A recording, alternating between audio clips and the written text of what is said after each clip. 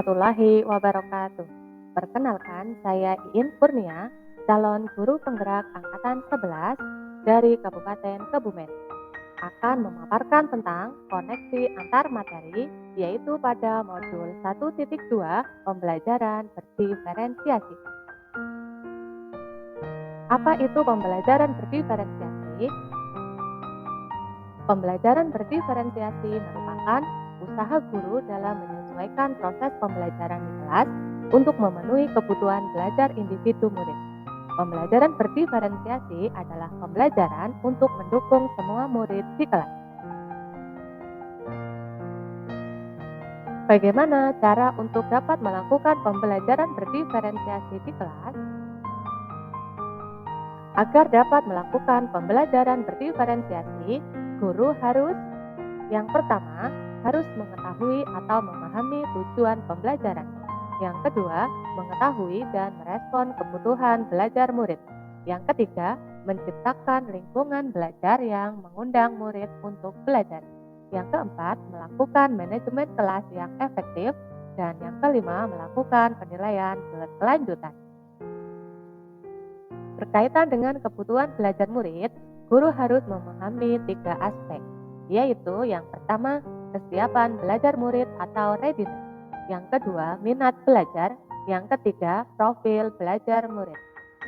Kesiapan belajar murid yaitu mengharuskan guru untuk menilai pengetahuan awal dan menentukan apa yang telah murid ketahui dan di mana murid berada. Minat murid. Minat setiap anak pasti berbeda-beda. Minat adalah salah satu motivator penting bagi murid untuk terlibat aktif dalam proses pembelajaran.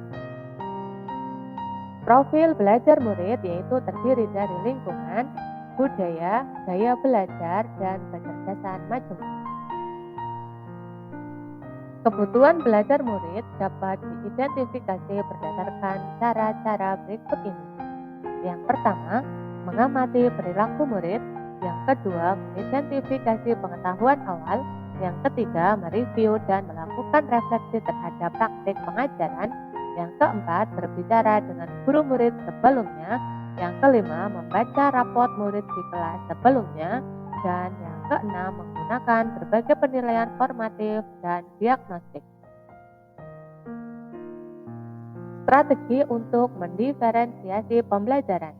Yang pertama, diferensiasi konten. Yang kedua, diferensiasi proses. Dan yang ketiga, diferensiasi produk. Diferensiasi konten bisa dilakukan dengan membedakan pengorganisasian atau format penyampaiannya, bukan mengubah atau menurunkan standar kurikulum. Diferensiasi proses, kegiatan yang memungkinkan murid berlatih dan memahami atau memaknai konten dengan cara membedakan proses yang harus dijalani oleh murid. Diferensiasi produk, bukti yang menunjukkan apa yang murid telah pahami dengan cara membedakan atau memodifikasi produk sebagai hasil belajar murid, hasil latihan, penerapan, dan pengembangan apa yang telah dipelajari. Adakah keterkaitan antara modul pembelajaran berdiferensiasi dengan modul-modul yang lain? Keterkaitan antara modul 1.1 dengan modul 2.1. Untuk dapat melakukan pembelajaran berdiferensiasi, maka guru harus berusaha memenuhi kebutuhan belajar anak sesuai dengan kodrat alam dan kodrat zaman berdasarkan filosofi Ki Hajar Dewantara.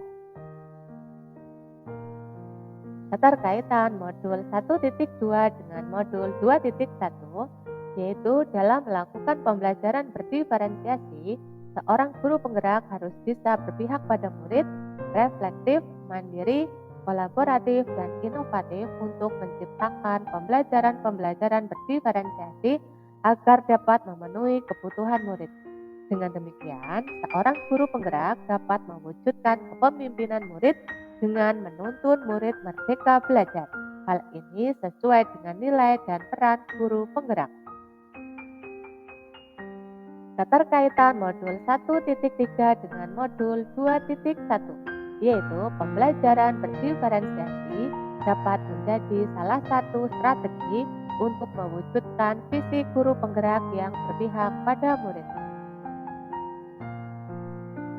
Keterkaitan modul 1.4 dengan modul 2.1 yaitu dalam pelaksanaan pembelajaran berdiferensiasi antara guru dan murid harus ada kesepakatan kelas terlebih dahulu agar proses pembelajaran dapat berjalan dengan baik sesuai dengan nilai-nilai budaya positif.